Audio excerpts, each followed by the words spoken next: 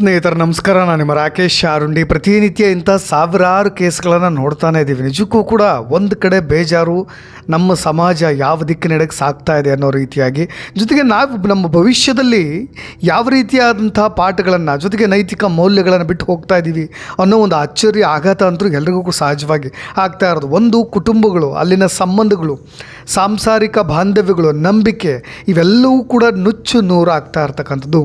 ಅಣ್ಣ ತಮ್ಮ ಅನ್ನೋ ಸಂಬಂಧಗಳ ಬೆಲೆಯೇ ಇಲ್ಲದಂತೆ ಸ್ವಂತ ಗಂಡನಿಗೆ ಮೋಸ ಮಾಡಿ ಅಣ್ಣ ಅಂತಿದ್ದವರ ಜೊತೆಗೆ ಪರಾರಿಯಾಗುವಂಥ ನೂರಾರು ಕೇಸ್ಗಳಿದ್ದಾವೆ. ಸ್ನೇಹಿತರೆ, ಅಣ್ಣ ಅಂತ ಇದ್ಲು, ಆದರೆ ಅಣ್ಣನ ಜೊತೆಗೆ ಓಡಿ ಹೋಗಿಬಿಟ್ಲು ಅಂತ ಜಿಮ್ ಟ್ರೈನರ್ ಬಿಕ್ಕಿ ಮಾಧ್ಯಮಗಳ ಮುಂದೆ ಕಣ್ಣೀರು ಇಡ್ತಾ ಇದ್ದ.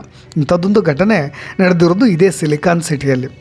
ಇತ್ತೀಚೆಗೆ ನಾವು ಹಾಸನದ ಹರ್ಷಿತಾ, ಪ್ರಿಯಾಂಕಾ ಅಂತ ಹೆಣ್ಣು ಮಕ್ಕಳು, ಗಂಡ ಬೇಡ ಅಂತ ಪ್ರೀತಿಸಿದ ಹುಡುಗನೇ ಬೇಕು ಅಂತ ಓಡಿ ಹೋದವರ ಲೀಸ್ಟ್ನಲ್ಲಿ ಇದೀಗ ಇನ್ನೊಬ್ಬ ಹೆಣ್ಣುಮಗಳು ಕೂಡ ಸೇರ್ಕೊಂಡ್ಬಿಟ್ಟಿದ್ದಾಳೆ. ಏನಾಯಿತು ಈ ಕೇಸ್ನಲ್ಲಿ ಅನ್ನೋದು, ಜೊತೆಗೆ ಈ ಕೇಸ್ನಲ್ಲೂ ಕೂಡ ಈ ಚಾಲಾಕಿ ಹೆಂಡತಿ ಮಾಡಿರೋ ಡ್ರಾಮಾ ಇದೆಯಲ್ಲ, ಗಂಡನೇ ದಂಗಾಗಿ ಹೋಗಿಬಿಟ್ಟಿದ್ದಾನೆ. ನನಗೆ ನೀನು ಬೇಡವೇ ಬೇಡ, ನಾನಿದ್ರೆ ಅವನ ಜೊತೆಗೆ ಇರ್ತೀನಿ, ನನಗೆ ಆತನೇ ಎಲ್ಲ ಅಂತ ಹೇಳಿ ಇದೀಗ ಪೊಲೀಸರ ಮುಂದೆ ಹಠ ಹಿಡ್ಕೊಂಡಿರೋದು.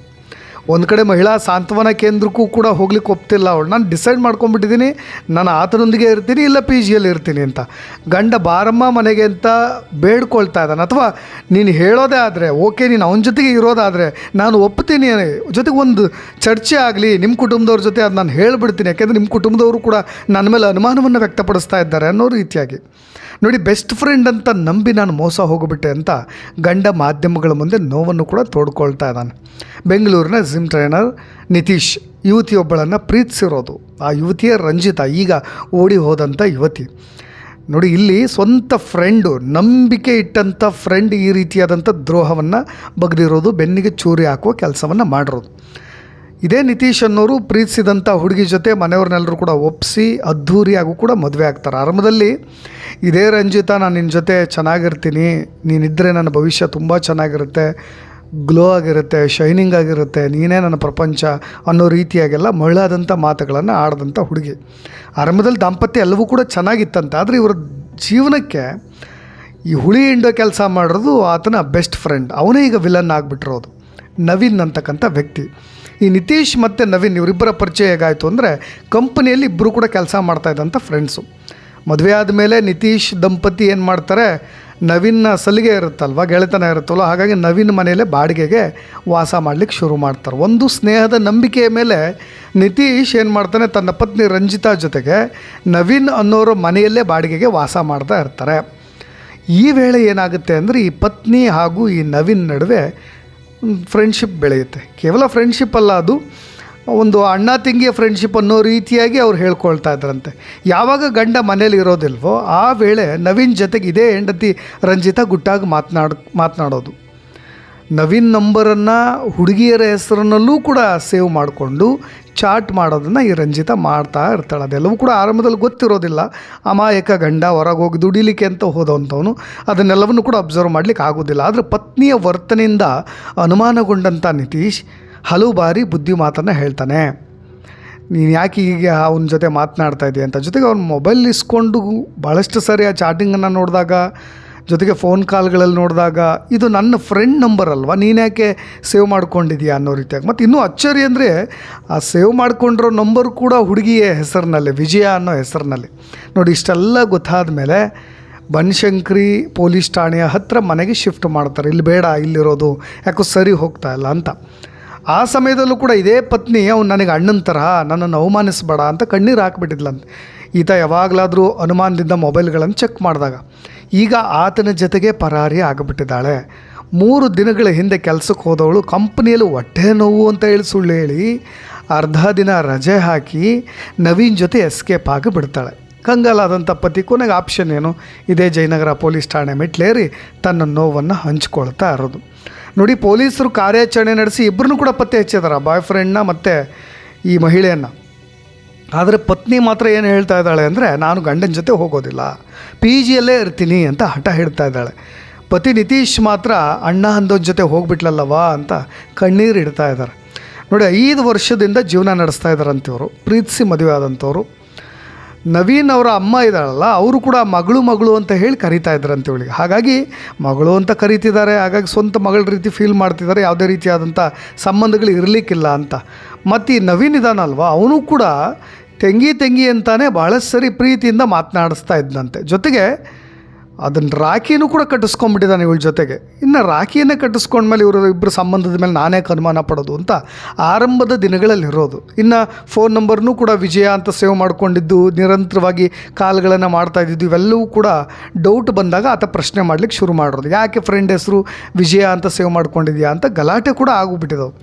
ಇದು ಯಾಕೋ ಸರಿ ಬರ್ತಾ ಇಲ್ಲ ಅಂತ ಬನಶಂಕರಿ ಪೊಲೀಸ್ ಸ್ಟೇಷನ್ ಹತ್ರ ಮನೆ ಮಾಡಿದ್ರು ಕೂಡ ಅಲ್ಲೂ ಕೂಡ ಮತ್ತೆ ಇನ್ನೊಂದು ಹೆಸರನ್ನು ಚೇಂಜ್ ಮಾಡಿ ಕಾಲಲ್ಲಿ ಮಾತನಾಡ್ತಾ ಇರೋದು. ಬ್ಲ್ಯಾಕ್ ಮಾಡಿದ್ದಾರೆ ಇವರು, ಸ್ವಂತ ಗಂಡ. ಇದು ಮುಂದುವರಿಬಾರ್ದು ಅಂತ ಬ್ಲ್ಯಾಕ್ ಕೂಡ ಮಾಡಿದ್ದಾರಂತೆ ನಂಬರ್. ಆದರೂ ಕೂಡ ಮತ್ತೆ ಅದನ್ನು ಅನ್ಬ್ಲ್ಯಾಕ್ ಮಾಡಿ ಮಾತನಾಡ್ತಾ ಇದ್ರಂತೆ. ಯಾಕೆ ಹೀಗೆ ಮಾಡ್ತಾ ಇದೆಯಾ ಅಂತ ಅನೇಕ ಬಾರಿ ಪ್ರಶ್ನೆ ಮಾಡಿದ್ದಾರೆ. ಇಲ್ಲ ನವೀನ್ ಅಮ್ಮನ ಹತ್ರ ಮಾತನಾಡ್ತಾ ಇದ್ದೀನಿ ಅಂತ ನೆಪಗಳನ್ನು ಹೇಳ್ತಾ ಇದ್ದಾರಂತೆ. ಏನೋ ಮೋಟ್ರ್ ಗೀಟ್ರು ವಿಚಾರವಾಗಿ ಅವ್ರು ಫೋನ್ ಮಾಡ್ತಾರೆ, ಇಲ್ಲಿ ಬಂದ ಮೇಲೆ ನಾನು ಒಂದು ಸರಿನೂ ಫೋನೇ ಮಾಡಿರಲಿಲ್ಲ, ಹಾಗಾಗಿ ಅವ್ರ ಅಮ್ಮನ ಜೊತೆ ನಾನು ಮಾತನಾಡ್ತಾ ಇರೋದು, ನೀವು ನಮ್ಮ ತಪ್ಪಾಗಿ ತಿಳಿಬೇಡಿ ಅಂತ ಕಣ್ಣೀರು ಹಾಕಿಬಿಡೋದು. ಮೊಸಳೆ ಕಣ್ಣೀರಿಗೆ ಈತನು ಕೂಡ ಮರಳಾಗಿ ಹೋಗಿಬಿಡ್ತಾ ಇದ್ದಂತೆ. ಅವ್ರ ಅಮ್ಮ ಸ್ವಂತ ನವೀನನ ಅಮ್ಮನೇ ನಿತೀಶ್ ಅವ್ರಿಗೆ ಒಂದು ಸಲಹೆ ಕೊಟ್ಟಿದ್ರಂತೆ, ಫಸ್ಟು ಮನೆ ಚೇಂಜ್ ಮಾಡಪ್ಪ, ನಿನ್ನ ಹೆಂಡತಿ ಸರಿ ಇಲ್ಲ ಅಂತ. ಅದೇ ಉದ್ದೇಶಕ್ಕೆ ನಾನು ಮನೆ ಚೇಂಜ್ ಮಾಡಿದೆ ಅಂತ ಅವ್ರ ಅಮ್ಮನೇ ಒಪ್ಕೊಳ್ತಾರೆ.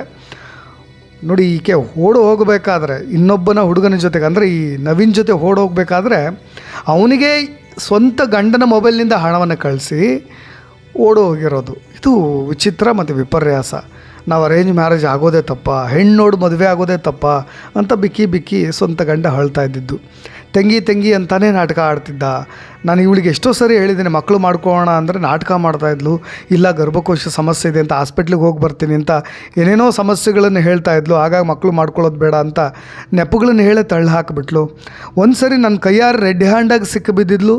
ಆಗ ನಾನು ಮೊಬೈಲ್ ಇಸ್ಕೊಂಡು ನೋಡಿ ಬುದ್ಧಿವಾದನೂ ಕೂಡ ಹೇಳಿದ್ದೆ, ಆದರೆ ಕೇಳಲೇ ಇಲ್ಲ ಅಂತ. ನನಗೆ ಅವ್ರ ಅಪ್ಪ ಅಮ್ಮನೇ ಫ್ರೆಂಡ್ ಜೊತೆ ಸೆಟಪ್ ಮಾಡಿಕೊಟ್ಟಿದ್ದಾನೆ ಅಂತ ಊರಲ್ಲೆಲ್ಲ ವ್ಯಂಗ್ಯ ಮಾಡ್ತಾ ಇದ್ದಾರೆ, ಊರಲ್ಲೂ ಕೂಡ ಮಾತನಾಡ್ಕೊಳ್ತಾ ಇದ್ದಾರೆ. ನಾನು ಏನು ಮಾಡಲಿ ಅಂತ. ಗಂಡು ಮಕ್ಕಳಿಗೆ ನ್ಯಾಯನೇ ಇಲ್ಲ. 5 ವರ್ಷ ನನ್ನ ಜೊತೆ ಸಂಸಾರ ಮಾಡಿದ್ಲು, ಇದಕ್ಕೆ ಗಂಡನೇ ಬೇಡ ಅಂತೇಳಿ ಎಲ್ಲ ಮನೆ ಕ್ಯಾಮ್ರಾ ಹಾಕಿಸಿ ನಾವು ಹೊರಗೆ ಹೋಗೋಕ್ಕಾಗುತ್ತಾ ಅಂತ ಆತನು ಕೂಡ ನೋವನ್ನೆಲ್ಲ ಹಂಚ್ಕೊಳ್ತಾ ಇದ್ದ. ನೋಡಿ, ಇವೆಲ್ಲವುಗಳನ್ನು ನೋಡಿದಾಗ ಎಂಥ ವಿಪರ್ಯಾಸ ಪರಿಸ್ಥಿತಿ ಈಗ ಬದಲಾಗ್ತಾ ಇರೋ ಸಮಾಜ, ಜೊತೆಗೆ ಈ ವ್ಯವಸ್ಥೆಗಳು, ಈ ಕುಟುಂಬ ವ್ಯವಸ್ಥೆಗಳು, ಜೊತೆಗೆ ಹೆಂಡತಿಯರು ಸಣ್ಣ ಪುಟ್ಟ ಮೋಹಗಳಿಗೆ ಮರಳಾಗಿ ಯಾವ ರೀತಿಯಾಗಿ ಬದಲಾಗ್ತಾ ಇದ್ದಾರೆ ಅಂತ. ನಾವು ಇತ್ತೀಚೆಗೆ ಹರ್ಷಿತಾ ಅನ್ನೋ ಮಹಿಳೆಯೂ ಕೂಡ 6 ವರ್ಷದ ಮಗ ಇದ್ದರು, ಕಾರ್ನಲ್ಲಿ ಹೋಗಿ ಇನ್ನೊಬ್ಬ ಬಾಯ್ ಫ್ರೆಂಡ್ ಜೊತೆ ಮದುವೆ ಆಗಿದ್ದು, ನಗ್ನಗ್ದ ರಿಂಗನ್ನು ಚೇಂಜ್ ಮಾಡ್ಕೊಂಡಿದ್ದು, ಹೊಟ್ಟೆ ನೋವು ಅಂತೇಳಿ ಮನೇಲಿರ್ತಕ್ಕಂಥ ಗಂಡನಿಗೆ ನಿದ್ದೆ ಮಾತ್ರೆ ಹಾಕಿ ಹೊರಗೆ ಹೋಗಿದ್ದು. ಇನ್ನು ಕುಣಿಗಲ್ನ ಪ್ರಿಯಾಂಕಾ, ಅದು ಒಂದು ಬೆಸ್ಟ್ ಎಕ್ಸಾಂಪಲ್. ಆಕೆ ಕೂಡ ತನ್ನ ಒಳ ಉಡುಪುಗಳನ್ನೆಲ್ಲ ಕೆರೆಯ ಬಳಿ ಹಾಕಿ ತಾನು ಸತ್ತಿದ್ದೀನಿ ಅನ್ನೋದನ್ನು ಪ್ರೂವ್ ಮಾಡಲಿಕ್ಕೋಸ್ಕರ ಯಾವ ರೀತಿಯಾದಂಥ ನಾಟಕಗಳನ್ನು ಮಾಡಿದ್ದು ಅಂತ. ಇತ್ತೀಚೆಗೆ ನೆಲಮಂಗಲದಲ್ಲೂ ಕೂಡ ತೋಟದಲ್ಲಿ ಒಂದು ತಲೆಬುಡೆ ಸಿಕ್ಕಿತ್ತು ನೋಡಿ. ಅದರ ಹಿಂದಿನ ರಹಸ್ಯವನ್ನು ಭೇದಿಸಿದಾಗ ಪೊಲೀಸರೇ ಅಚ್ಚರಿಯಾಗಿದ್ದು. ಯಾಕೆಂದರೆ ಕೇವಲ 22 ದಿನಗಳ ಹಿಂದೆ ಯಾರೋ ಒಬ್ಬ ಹುಡುಗನ ಜೊತೆ ಆಕೆ ಪರಾರಿ ಆಗ್ತಾಯಿದ್ದು, ಬ್ಯಾಗ್ ಹಾಕ್ಕೊಂಡು ಪರಾರಿ ಆಗ್ತಾಯಿದ್ದು, ಗಂಡ ಇದ್ದಾನೆ, ಮಕ್ಕಳಿದ್ದಾರೆ, ಎಲ್ಲವೂ ಕೂಡ ಇದ್ದರೂ ಕೂಡ ಈ ರೀತಿಯಾಗಿ ನನಗೆ ಬಾಯ್ ಫ್ರೆಂಡೇ ಬೇಕು ಅಥವಾ ಹೊಸದಾಗಿ ಪರಿಚಯ ಆದಂಥ ಇನ್ನೊಬ್ಬ ಹುಡುಗನೇ ಬೇಕು ಅನ್ನೋ ರೀತಿಯಾಗಿ ಪಟ್ಟು ಹಿಡಿತಕ್ಕಂಥ ಹೆಣ್ಣುಮಕ್ಕಳು ಯಾವ ರೀತಿಯಾಗಿ ಬದಲಾಗ್ತಾ ಇದ್ದಾರಲ್ವ ಅಂತ. ಎಲ್ಲೋ ಒಂದು ಕಡೆ ಇಲ್ಲಿ ಗಂಡು ಮಕ್ಕಳದ್ದು ತಪ್ಪ ಅಥವಾ ಹೆಣ್ಣು ಮಕ್ಕಳದ್ದು ತಪ್ಪ ಅಥವಾ ಸಂಸಾರ ಅನ್ನೋ ಈ ಬಂಡಿ ಶುರುವಾದ ನಂತರ ಎಲ್ಲೋ ಒಂದು ಕಡೆ ವೈರಾಗ್ಯದ ಕಡೆಗೆ ಗಂಡು ಮಕ್ಕಳು ಜಾರ್ತಾ ಇದ್ದಾರೆ, ಆ ಜೋಶನ್ನ ಕಳ್ಕೊಳ್ತಾ ಇದ್ದಾರೆ. ಏನು ಕೂಡ ಸರಿಯಾಗಿ ಇದನ್ನು ತುಂಬ ಕೌನ್ಸಿಲಿಂಗ್ ಮಾಡಬೇಕಾಗತ್ತೆ. ಗಂಡ ಹೆಂಡತಿನ ಕೂರಿಸ್ಕೊಂಡು ಕೌನ್ಸಿಲಿಂಗ್ ಮಾಡಿ ಸಂಸಾರಗಳನ್ನು ಈ ಪ್ಯಾಚಪ್ ಮಾಡೋ ರೀತಿಯಾಗಿರ್ಬೋದು, ಜೊತೆಗೆ ಅದನ್ನು ಸರಿಪಡಿಸೋ ರೀತಿಯಾಗಿರ್ಬೋದು. ಅವೆಲ್ಲವುಗಳನ್ನು ಮಾಡಿದಾಗ ಮಾತ್ರ ಈ ಸಂಸಾರಗಳು ಉಳಿದುಕೊಳ್ತವೆ, ದಾಂಪತ್ಯ ಜೀವನ ಚೆನ್ನಾಗಿ ಸಾಗುತ್ತೆ ಅಂತ ನಾನು ಭಾವಿಸ್ತೀನಿ. ಈ ಕೇಸ್ಗೆ ಸಂಬಂಧಪಟ್ಟಾಗ ನಿಮ್ಮ ಅಭಿಪ್ರಾಯ ಏನಾದರೂ ಇದ್ದರೆ ಅದನ್ನು ಕೂಡ ತಿಳಿಸ್ಬೋದು ಅಂತ ಹೇಳ್ತಾ ಧನ್ಯವಾದ.